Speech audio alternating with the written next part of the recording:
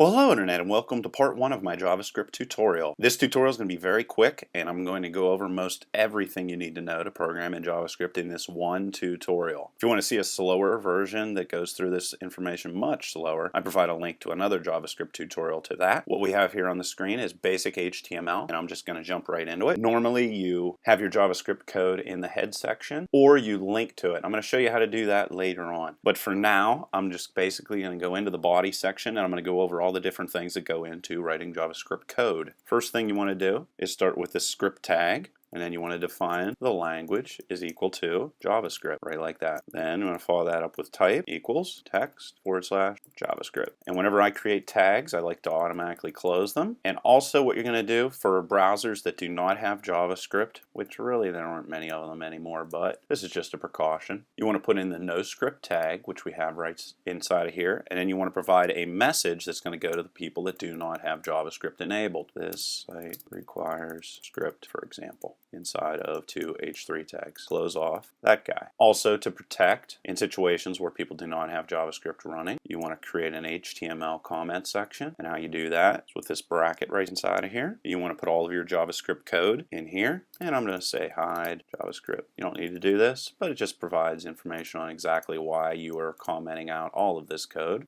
And then this last line right here closes off the HTML comment. That's how you make comments in HTML also, by the way.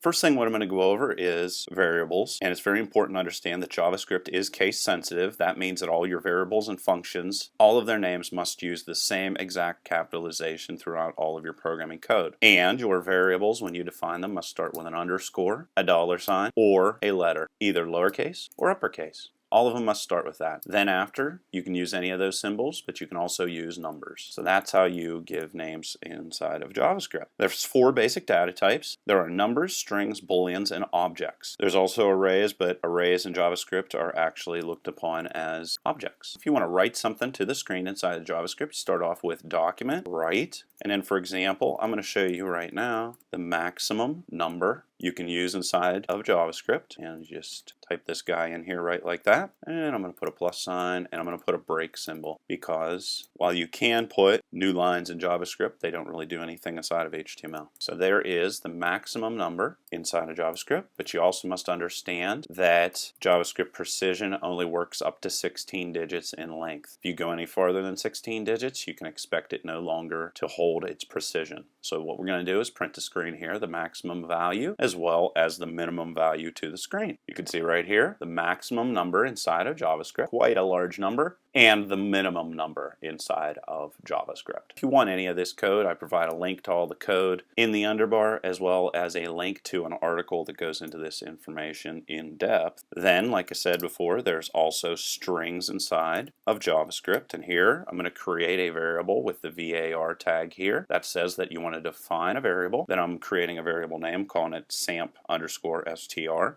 is equal to, here are some escaped characters. And why I'm going into escaped characters is I'm going to show you the most commonly escaped characters. Of course, if you want to use a double quote, you're going to have to backslash followed by double quote. And if you want to show a single quote, you need to put a backslash before that. And obviously, if you want to put a backslash in there, you're going to put 2 of them in there. And also if you want to use tabs, \t and \n, even though they're not really technically going to work inside of JavaScript. But either way, those are the most common escaped characters. And just so you understand again, just backslash must precede if you want these guys to show up on the screen. Document, write, prints them to screen. And here I'm just going to type in samp_str. And you could say here are some escaped characters. And you can see the backslash does not show up here, does not show up here, or does not show up there. So that's how you would use those characters inside of JavaScript. And now I'll briefly go over a couple different JavaScript functions. As this tutorial proceeds, I'm going to get more in depth into each of these things. I just always see long drug out tutorials in which people don't ever do what I'm doing right now, which is pack a ton of information into one tutorial. And I'm just creating some strings here with some values, right like this. If you want to combine 2 strings, you just put a plus sign between them. Here I'm doing this to insert a break statement inside of there. I'm going to create another one called combined, and I'm going to say that I want that to be equal to first string plus, just add these strings together, and now I combine both of those values inside of one string. And if I want to print that out the screen, instead I'm going to put combined in here. Like first string, second string. that came from this. And the value of combined is this string plus that string, and then followed by a break statement. And we can do other things inside of here. Like if I wanted to print out the length of the string, just type in length of string, right, like that. And if I want the length of combined, the name of the string, follow that with length. And then I'm also going to show you, don't forget to put the plus sign inside of here. And if you wanted to print out, say, a substring, meaning part of a string, I'm going to take combined. And let's say that I want to be able to grab string out of this guy. So let's say I want to print out string to the screen. Well, everything starts off with an index of 0. So the index of f in this string right here would be 0. So if I just wanted to print out f, I would say I want the index of 0, and it would print out f, then followed by 1, 2, 3, 4. Well, if I want to print string out the screen, this is index 6, and I actually have to go one past that. So 6, 7, 8, 9, 10, 11, 12. And that will actually print out string to the screen. So start at the index of 6, followed by 12, and then jump over here and put in substring. And it'll print out exactly what I want. And I'm going to show you two other common string functions that are used. Like let's say, for example, I wanted to print out the last character of a string. Real simple. Just come in here, go combined, and then what I'm going to do is go character at, and I'm going to take combined length minus 1, and that's going to give me the last character in the string. It's going to print out to screen. Here I'm also going to show you how to print out to screen the index value for the first location of, in this situation, t.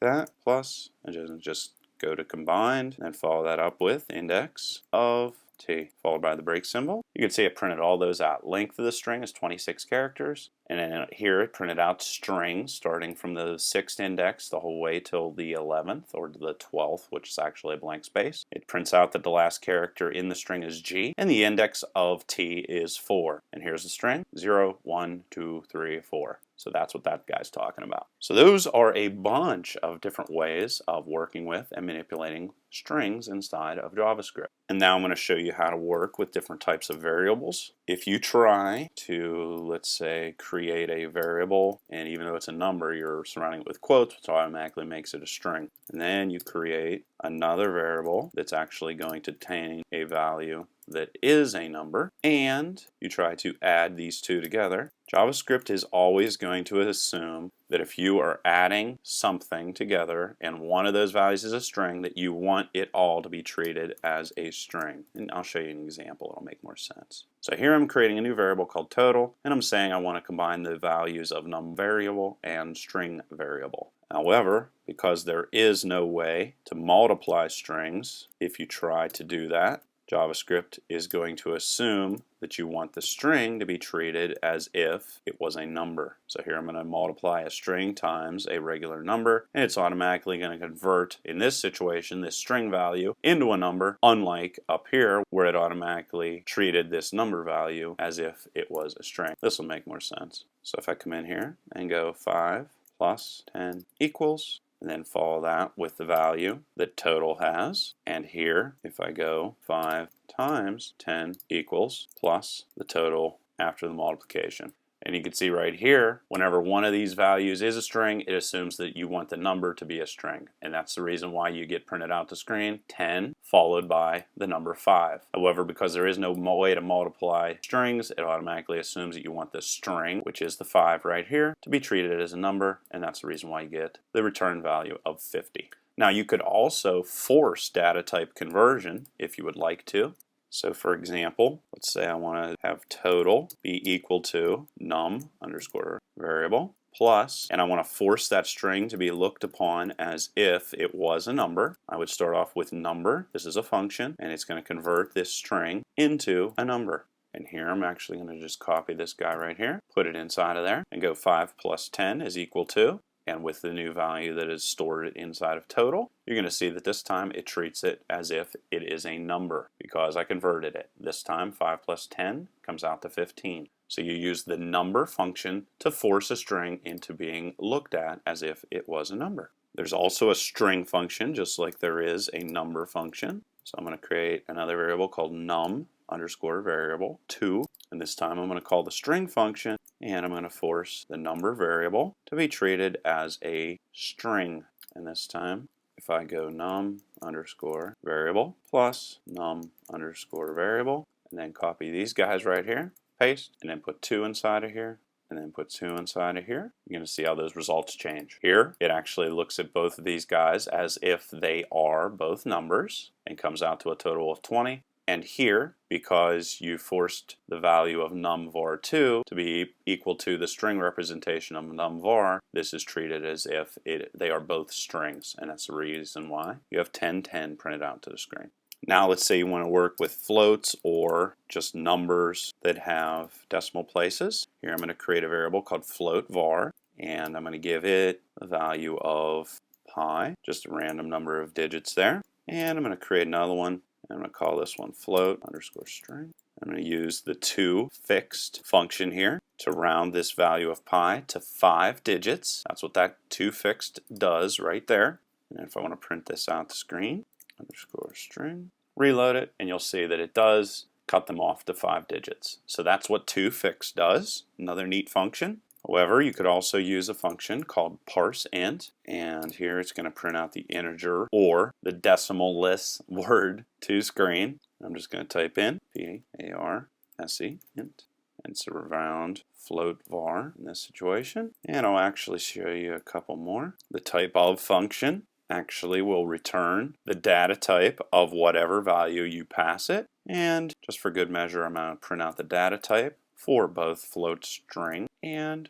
float var. And you can see that it properly represents that this is a string and this is a number. And here you can see that with the parseInt function, that it automatically cut off all the decimal places and just printed out the integer representation for the value of pi. And then you have Boolean variables. They can only have one or another of value. False, and false also is looked upon as any value that is equal to 0 or NaN. And NaN represents not a number. And Booleans can also have a value of true, which is literally everything that is not either a value of 0 or a value of NaN. Don't worry about the NaN part, I'll get more into that later. So it's either true or false, that's all it is. So bring that point across, let's create a Boolean. And here I'm going to force the value, just like I did with the string and the number function, to convert the number 23 into a Boolean variable type. Boolean of 23 is, put that in there, plus underscore var. And you can see here the Boolean of 23 is true. Remember, everything that's not a 0 or not a number is going to ultimately be equal to true whenever you are forcing things to become Boolean values. And that's what we did with this Boolean function equivalent right here. And I can also show you a couple different ways that you can compare values inside of JavaScript. And here I'll create a random number 1 is equal to 5 and var rand number 2 is equal to 10. I can compare these different values in multiple different ways. What I'm going to do is come in here and say, is 5 greater than 10? Obviously, I know that that is not true. And then I'm going to come in here and go parentheses, random underscore number 1. And then I'm going to put the greater than sign inside of here, random number 2. And then to show you all the different ways to compare all of these different values. Okay, so we can compare based off of greater than. We can also compare based off of greater than or equal to. We can also compare based off of less than or equal to, which is 2 equal signs, or not equal to, which is an exclamation point followed by an equal sign. And we can come in here and do this inside of the actual place where we're doing this testing, right like that.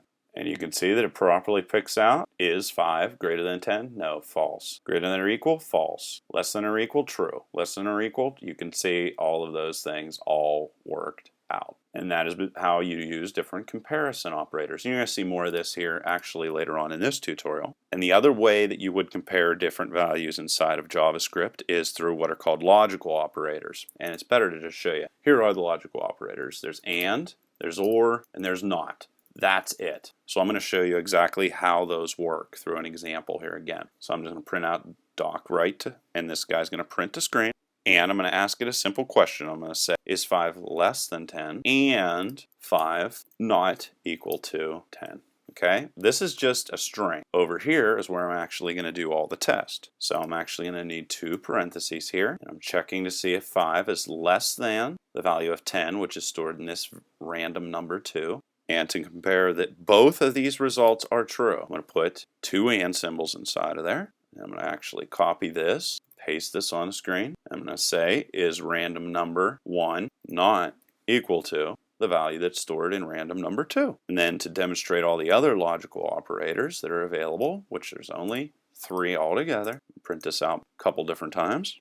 And in the second check, I'm going to say, is 5 greater than 10? Or is 5 not equal to 10? And then I just have to come over here, type in that, and then put the OR symbol. The difference between these two is the only way this is going to return a value of true is if this is true and this is true. The way this will return a value of true is if this or this has a value of true. In both circumstances, they're going to come back both true, because in this situation, 5 is less than 10 and 5 is not equal to 10. And in this situation, only one of these needs to be true, and this one is true, so we know we're going to get a value of true here. And here I'm going to use the not statement to just give me the opposite of what it's supposed to give me. Again, we'll get more into the not statement and how it's actually useful later on. But here I'm saying, is 5 less than 10? And you would think, yes, this would give a value of true. Well, it does, but the not symbol immediately flips it. Here, we're checking if 5 is less than 10. Yes, that's true. And we're also checking that 5 is not equal to 10. And that is also true. That's why we get a value of true here.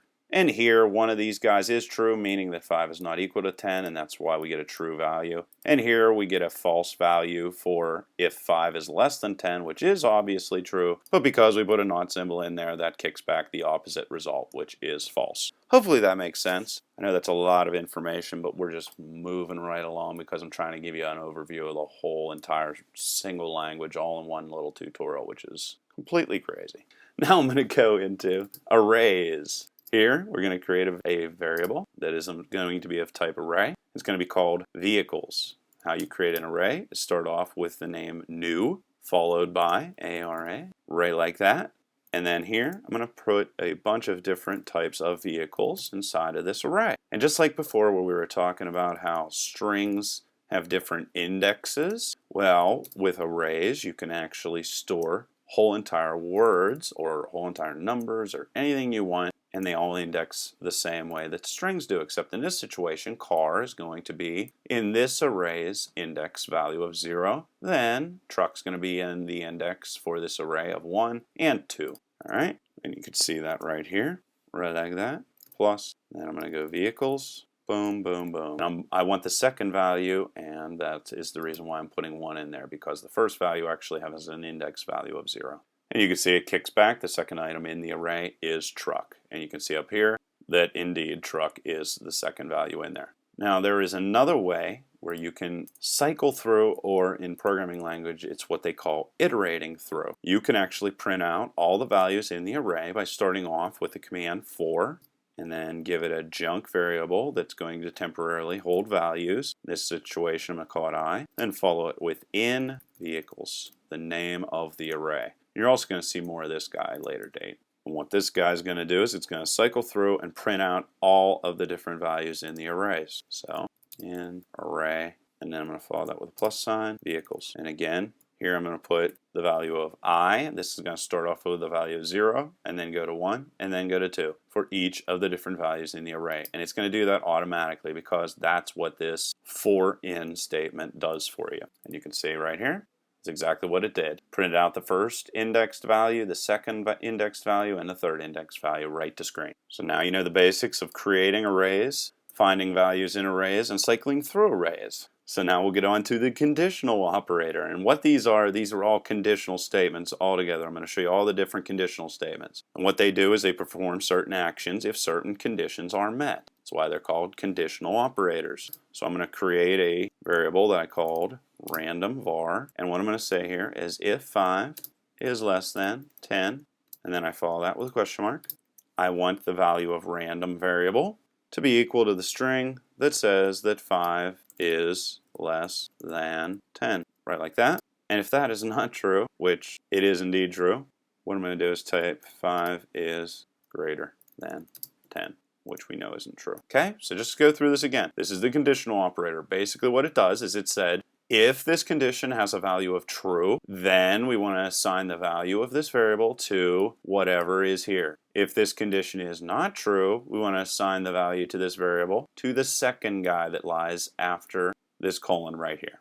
And here we'll just say rand var equals, right like that, plus, and just type in rand var. And you can see rand var equals 5 is less than 10. And 5 is less than 10 is the value right here. And the reason why it was assigned that value is because, indeed, 5 is less than 10.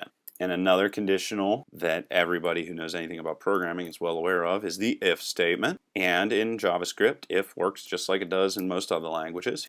Here I'll say if 5 is greater than 10, I want certain conditions to be performed. And what it'll do is perform everything that lies between this opening curly brace and this closing curly brace. Well, I'm only going to ask it to do one thing, and I'm going to print out inside of here with document write, 5 is greater than 10, which obviously it is not. So if I want to run another condition inside of JavaScript, I need to use what is called an else if statement. And here what I'm going to do is I'm going to say if 5 is less than 10, and I'm going to perform all kinds of other additional commands inside of these curly brackets. I'm going to copy that, copy, paste, and here I'm going to say less than 10. Okay, so that'll print that out, and anything else that lies inside of these curly brackets.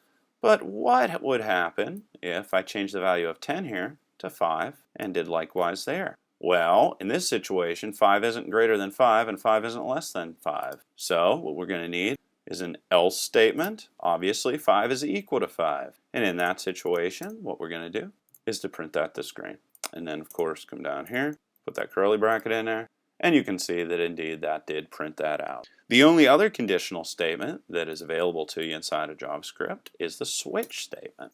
Basically what that does, like let's say I create a variable called state and give it the value of Pennsylvania. That's a string, of course. Well, what I do with the switch statement is it's going to test the value that is stored inside of state, right like that. And what it's going to do is it's going to provide different options. So if the value of state in this situation is California, we're going to perform certain actions. You can just define case followed by the value that you think this state might have.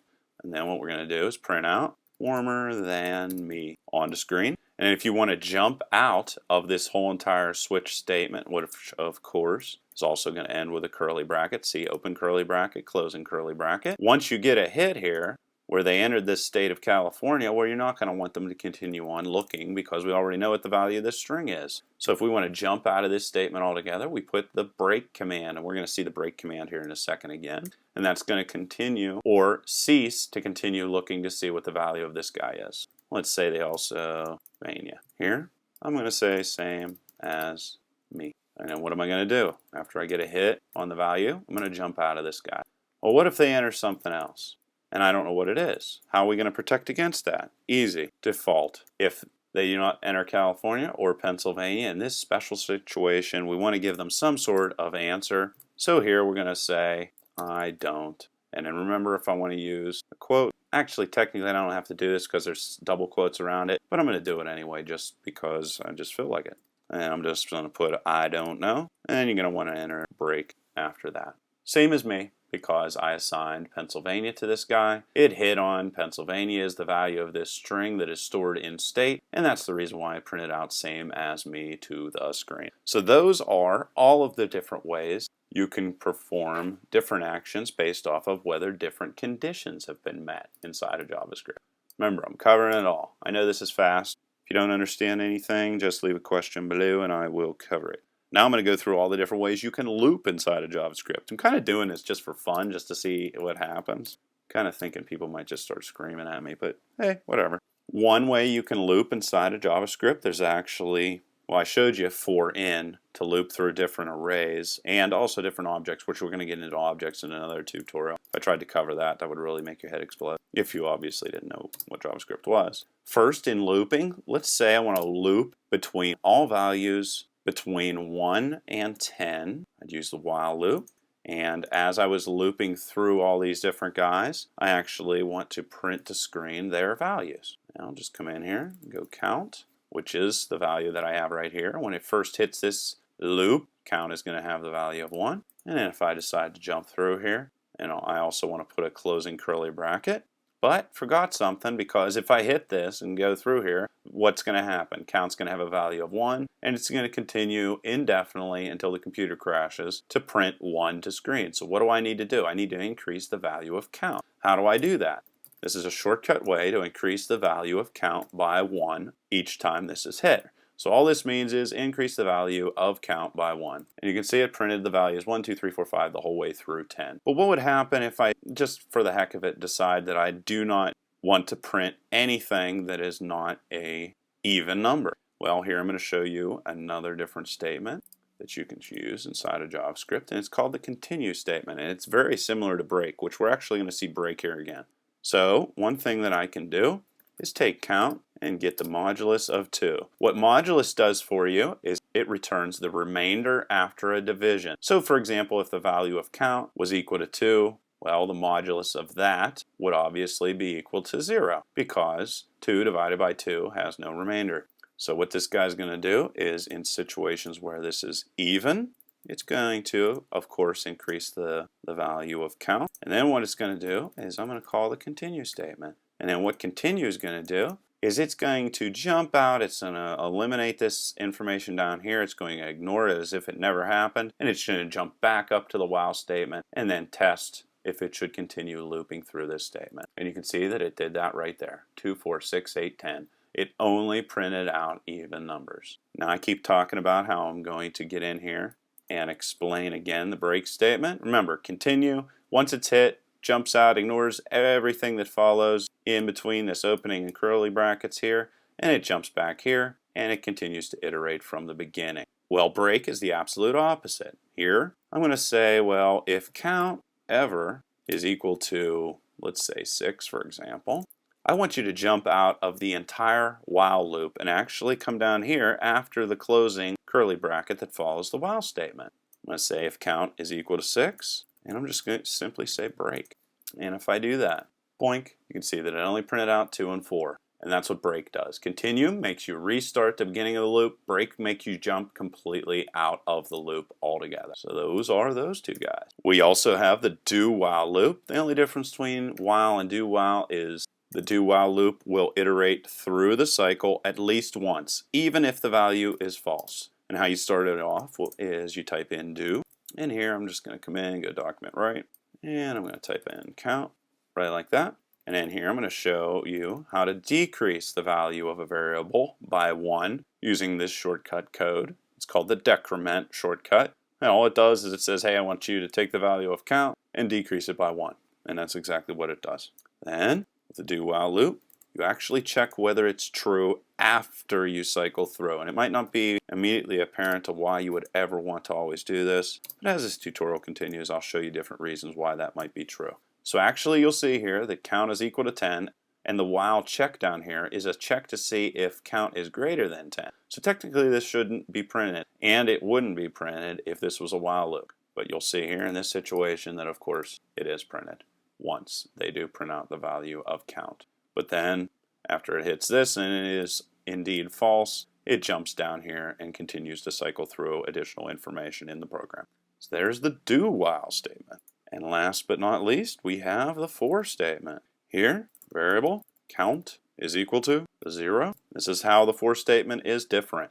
Remember with the while and the DoWhile, we were actually creating this guy outside of those looping structures. Well, with the for loop, you actually create them inside of it. Count is less than. It's all self-contained. It's really the only difference between the for loop and the while loop. Everything's all in one place. And you can see that I'm also going to increment this guy here, but don't put the semicolon there. And this for loop is going to actually go through and perform all of these actions, just like we did with the while and the DoWhile loop that you saw previously. Boink. And you could use the break statement and the continue statement and any of those other things inside of here, of course, with no problem at all. And as your final test in this absolutely insane tutorial where I teach you almost everything about JavaScript in one tutorial, I'm actually going to show you how to embed code from an external JavaScript file and how you do that. If you're still there, what I'm going to do is I'm going to jump down here. This is how you embed external JavaScript. Again, I'm using an HTML comment inside of here. Link to external, right like that. And of course you don't have to type that, but I just like typing that in there. And then if you want to link to that file, you go script language is equal to JavaScript. And then you provide the location of your JavaScript file. And you end that with .js to represent that this is indeed a JavaScript file. And here, you're actually going to put your script tag afterwards. Well, what do we need to do? We actually have to create the add function to JavaScript file. And you create functions inside of JavaScript in any programming language just so you don't have to do things over and over again. So here what I'm going to do is I'm going to create a function by starting it off with the word function. And then I'm going to give this function a name of add these. And then I'm going to define that we expect this function is going to be passed one value that we're going to call number 1 and another value that we're going to call number 2. Right, like that. And in JavaScript, like we did in for statements and a lot of other different things in this tutorial, you surround everything that you want to be performed in this guy with curly brackets. And this guy's going to do some really simple addition. It's going to create a variable called total, and it's going to take the value stored in the variable called number 1, and it's going to add it to the value of number 2. And then what it's going to do, it's going to return the value of this guy right here with the return statement. Real simple. That's all it's going to do. And that's all the code you have to write. That's it. And we're going to come in here. We're going to paste in the value that it has right there. And then we're going to jump back into our regular JavaScript code we have right here. And we're going to use the document write, again, function call over in here between our two script tags that we had previously. And we're going to call that function that we just created in an external file. And here we're going to say if 5 plus 25 is equal to, and then we're going to combine the value that this function passes back. We're going to give it a value of 5 and 25, and then end that with a break statement. And you can see that it properly called that function from an external file, ran that function, and it printed all that out to screen. So this is a completely crazy tutorial, but most of you people probably have not even stuck with it the whole way, but it was fun for me to try this out. If you totally hate it, please tell me, and I'll stop doing tutorials like this. Otherwise, if you liked it or you have any questions or comments, leave them below. Till next time.